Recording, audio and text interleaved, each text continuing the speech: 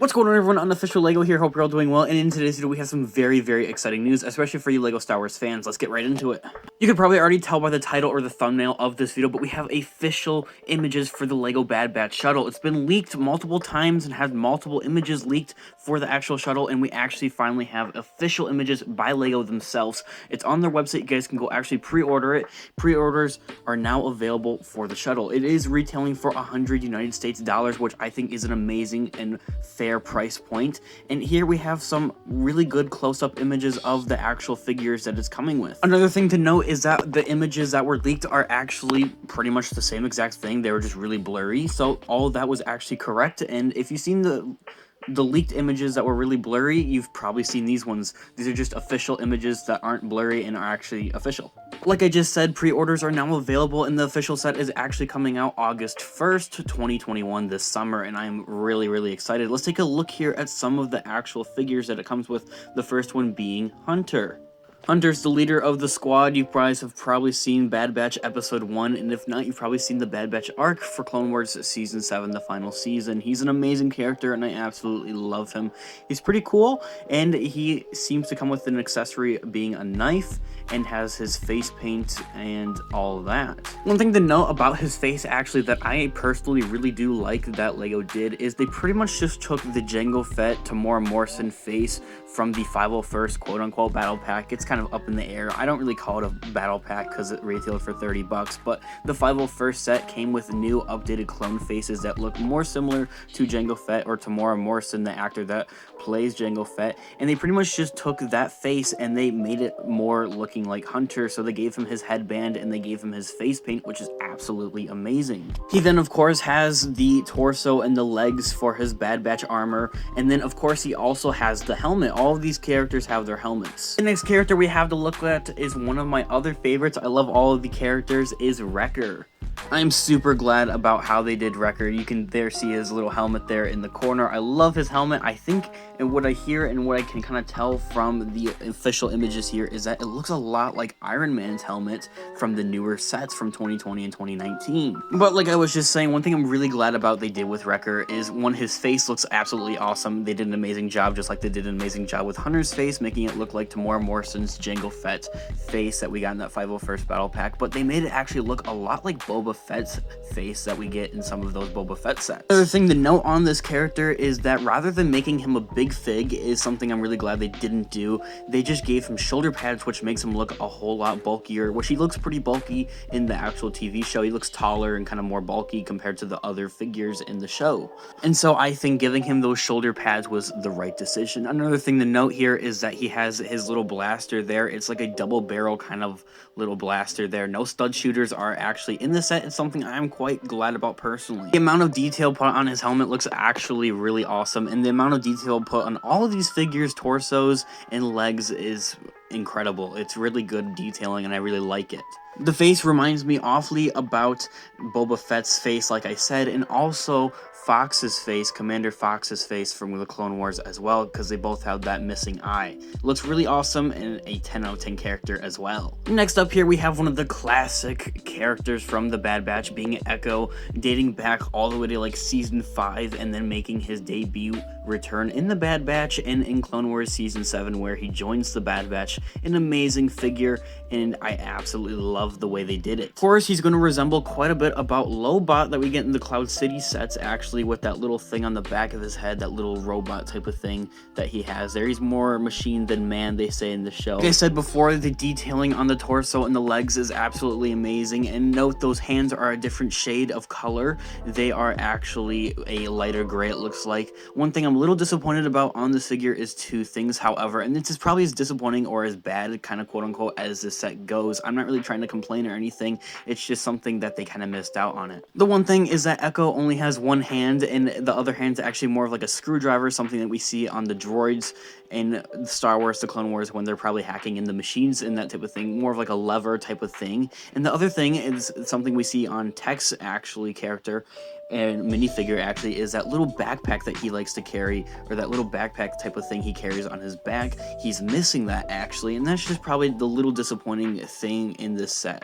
Don't get me wrong, in no way am I complaining and saying that this set is completely crap because they missed those 2 little details, but details do matter and they go a long way.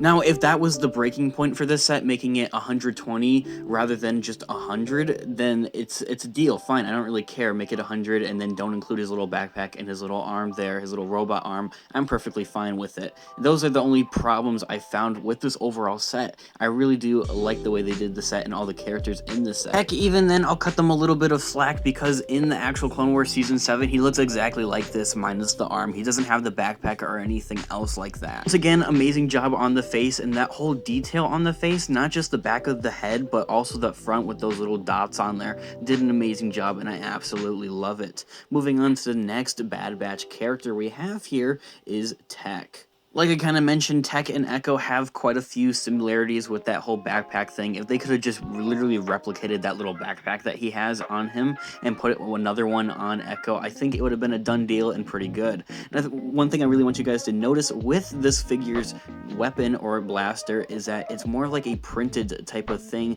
that we see in some DC sets or Marvel sets rather than a normal Star Wars blaster. That is something I really like. It makes the set 10 times better. I'm not really against stud shooters, I just think they're okay, they're whatever, they're not really that great.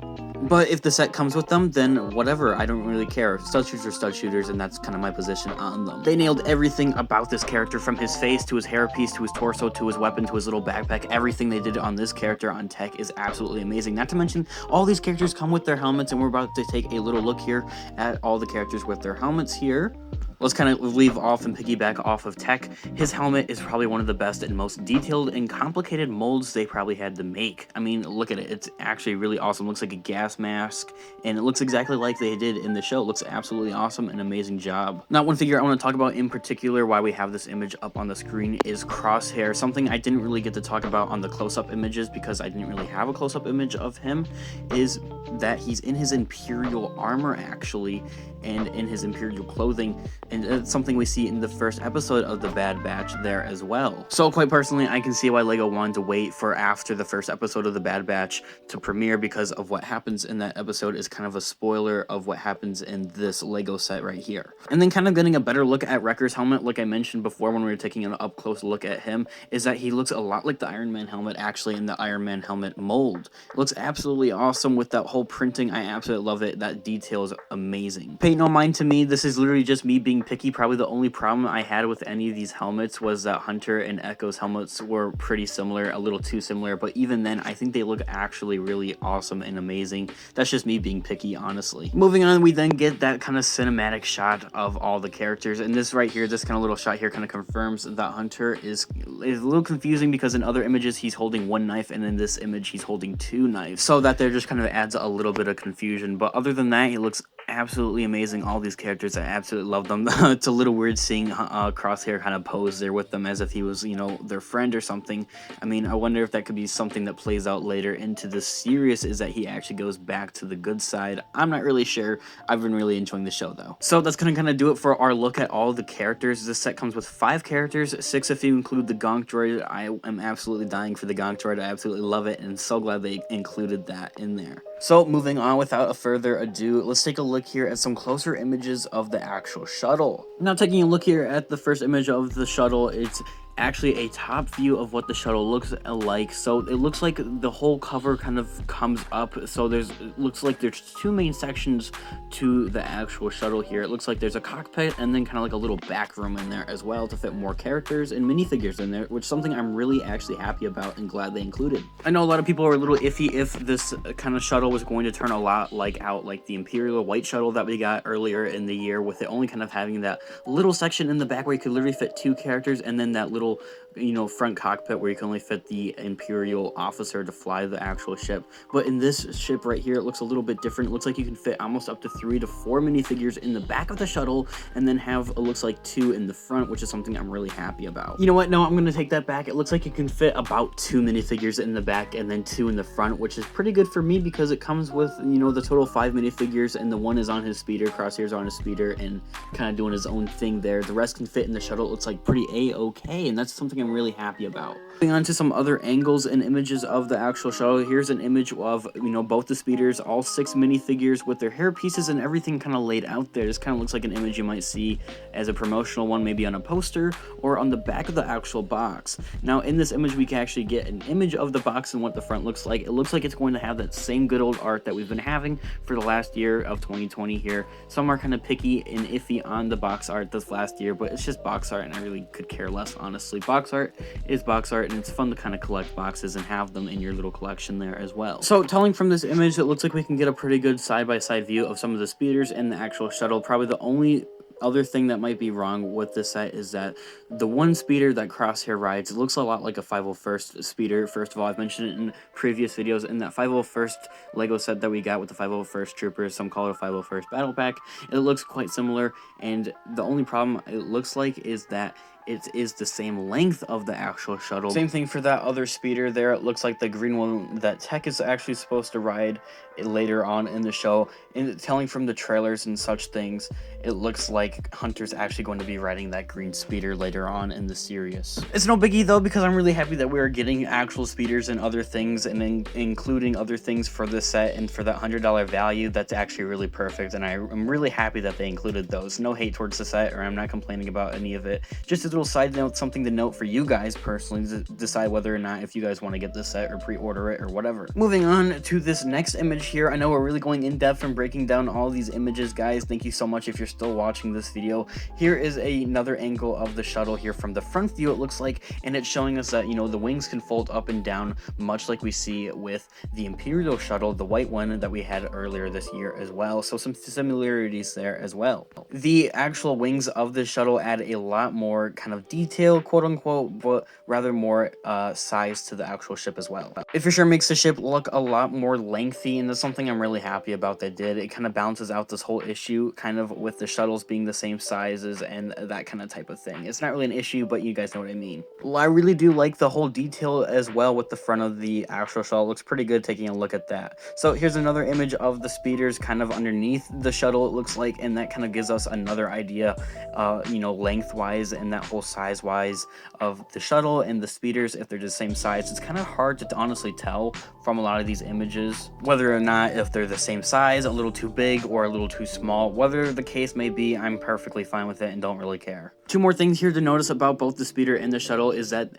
the speeders here will actually have stud shooters, and same thing for the actual shuttle here. In this image, it looks like it's going to have those little pokey rockets you can kind of flick out with your fingers. So that's another thing I'm really excited about. Telling for size reference, this might be one of the most important images because we have, all the speeders kind of landed out from that bird's eye view, as well as actually it looks like an adult pair of hands. It looks like some adult's hand holding some of the pieces, and right next to the shuttle, it looks like the shuttle is going to be pretty big and pretty fair for its price. And this image actually really helps out just with the overall how big this shuttle is going to be compared to your hands, and if that gives you any references. And then another thing to kind of take note on about the shuttle is that whole cockpit area on the front kind of thing that you might flip up to put characters in there. It looks like it's going to be a sticker, unfortunately, and then that you can actually see through it or into it either way. So that's just another little disappointing thing about it, but hey, I'm not here to nitpick and complain about the set. I am for sure getting my hands on this one. Anyway, guys, that's gonna do it for today's video. I'm really happy with the way that they did this set and all the minifigures that are included. Go comment down below right now if you guys plan on pre-ordering or getting the set later on in the summer when it does release. I for sure am, as you guys can already tell, and I'm really excited about it. Also, while you're down there, comment down below who your favorite member of the Bad Batch is, and maybe some of your theories and predictions for later on in the series. So drop a like on this video if you did enjoy it, as it really does help the channel, and check out our Instagram, Unofficial Lego, for news, memes, facts, and all types of other Lego content you can find on Instagram. And until next time, may the force be with you. Peace out.